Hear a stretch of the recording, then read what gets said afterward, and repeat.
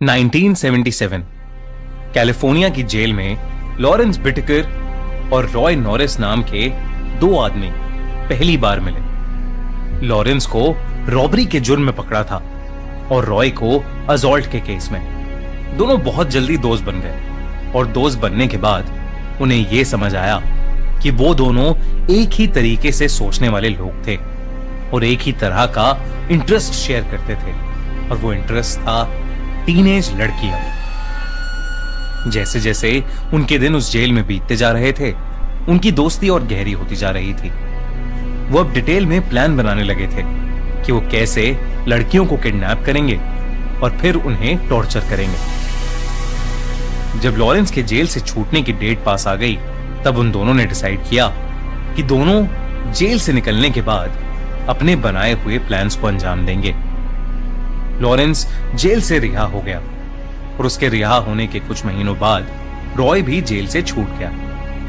Roy jail जाने से पहले एक इलेक्ट्रिशियन का काम कर रहा था और जेल से छूटने के बाद वो अपनी मॉम के साथ जाकर रहने लगा था और वापस इलेक्ट्रिशियन का काम करने लगा था। एक दिन अचानक से लॉरेंस एक वैन को लेकर रॉय के घर पहुंच गया और उसे याद दिलाने लगा कि उन्होंने जो प्लान्स जेल में बनाए थे वो अब एग्जीक्यूट करने का टाइम आ चुका है। ये प्लान्स क्या थे और उन दोनों ने मिलकर ऐसा कौन सा रोंगटे खड़े कर देने वाला क्राइम किया था, ये जानने से पहले थोड़ा दोनों की साइकोलॉजी समझते हैं। लॉरेंस के पैदा होते ही लॉरेंस की मॉम ने उसे अडॉप्शन के लिए एक ऑर्फनेज में दे दिया था। लॉरेंस बचपन से ही छोटे मोटे क्राइम्स करता रहता था और जब वो एक टीनेजर बना तब उसे एक कार चुराने के मामले में कैलिफोर्निया यूथ सेंटर भेज दिया गया। जब लॉरेंस 19 साल का हुआ तो उसे यूथ सेंटर से रिलीज किया गया। उसके बाद वो क्राइम की दुनिया में पूरी तरह डूब गया। असॉल्ट, चोरी, हेरा फेरी, यही सब करते हुए लॉरेंस अपनी जिंदगी जी रहा था। इसी दौरान वो कई बार जेल गया, मगर उसके क्राइम्स कभी रुके नहीं। जेल में उसे जो साइकेट्रिस्ट असाइन हुआ था, उसने अपनी रिपोर्ट में यह बताया कि लॉरेंस बहुत ही ज्यादा मैनिपुलेटिव इंसान था, जिसके एक बहुत भयानक क्रिमिनल बनने का खतरा था। लॉरेंस को लंबी जेल तब हुई जब उसने एक सुपरमार्केट के एम्प्लॉय को चाकू से स्टैब कर दिया था और उस सुपरमार्केट में चोरी करने की कोशिश की थी। इसके बाद उसे कैलिफोर्निया मेंस कॉलोनी भेज दिया गया, जहां उसकी मुलाकात रॉय से हुई। रॉय के बचपन में भी उसके फैमिली मेंबर्स ने कभी उसे प्यार नहीं दिया। रॉय ने कभी चोरी चकारी नहीं की थी, लेकिन वो लड़कियों के साथ छेड़खानी करता रहता था। एक बार उसने एक लड़की का सर पत्थर से फोड़ डाला और रॉय को उसके लिए जेल हो गई। दोनों रॉय और लॉरेंस दिमागी रूप से डिस्टर्ब थे, जिसकी वजह से वो ये उल्टे सीधे क्राइम्स करते थे। लेकिन वो इतना बड़ा क्राइम करेंगे ये कभी किसी ने नहीं सोचा था। लॉरेंस वैन लेकर तैयार था ताकि दोनों मिलकर टीनेज लड़कियों का फायदा उठा सकें और उसके बाद उन्हें जान से मार सकें। उन दोनों ने अपनी उस वैन का नाम रखा था द मर्डर मैक। सब कुछ रेडी था, प्लान भी बिल्कुल तैयार था, मगर दोनों को पहले अपने प्लान को एक्सपेरिमेंट करके देखना था। इसीलिए उन्होंने कुछ 5 महीनों के अंदर अंदर 20 लड़कियों को पटाया। लेकिन उन्होंने उन लड़कियों के साथ कुछ नहीं किया। ये सिर्फ एक प्रैक्टिस रन था ताकि वो शहर के कुछ ऐसे स्पॉट्स ढूंढ सकें जहां कोई आता जाता ना हो। जब रॉय और लॉरेंस को समझ आ गया कि उनका प्लान काम कर रहा था, तो उन्होंने अपना आखिरी स्टेप एग्जीक्यूट किया।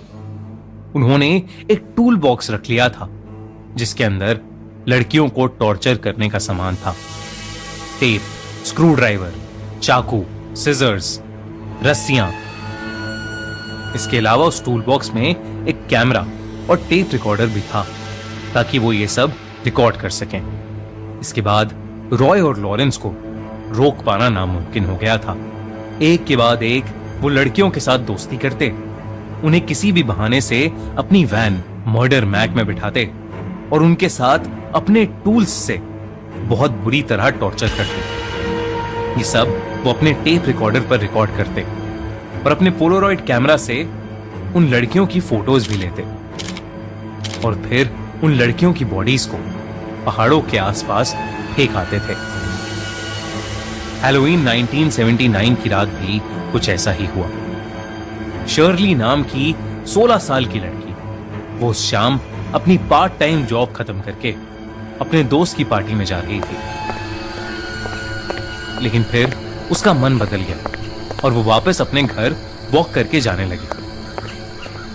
हैलोवीन की रात सब लोग वैसे ही अलग अलग स्केरी कॉस्ट्यूम्स और मास्क पहनकर रोड्स पर बाहर होते हैं।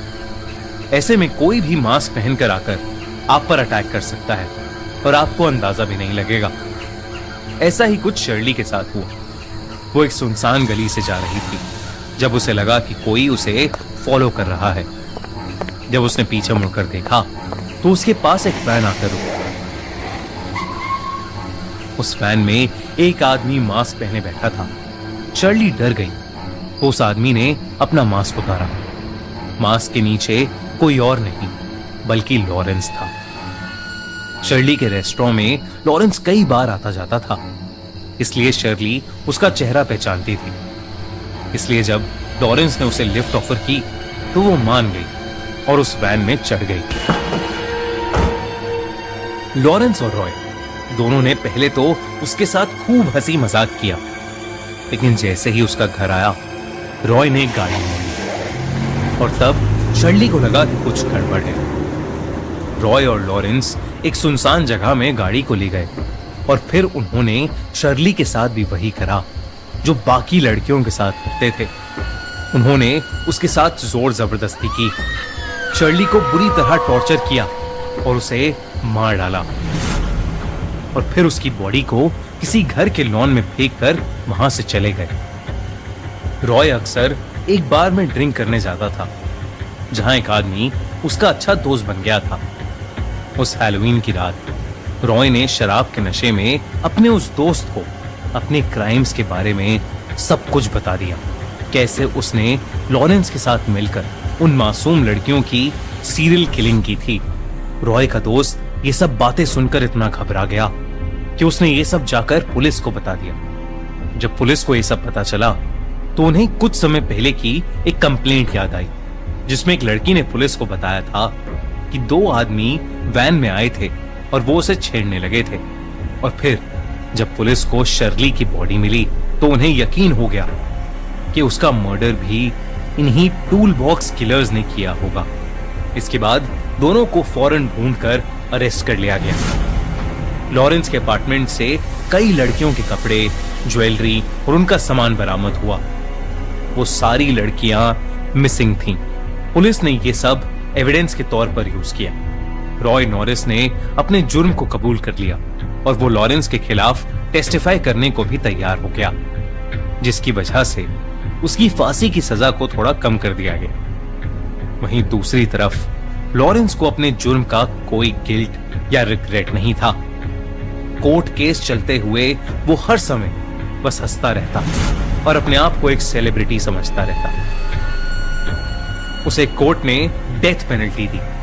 जो इस केस का इन्वेस्टिगेटिंग ऑफिसर था उसने टेस्टिफाई किया था कि उसने आज तक लॉरेंस से ज्यादा ट्विस्टेड और घिनौना आदमी कभी नहीं देखा था। ये केस आज तक की हिस्ट्री में सबसे ज्यादा रुथलेस और दिल को हिला देने वाला केस साबित हुआ।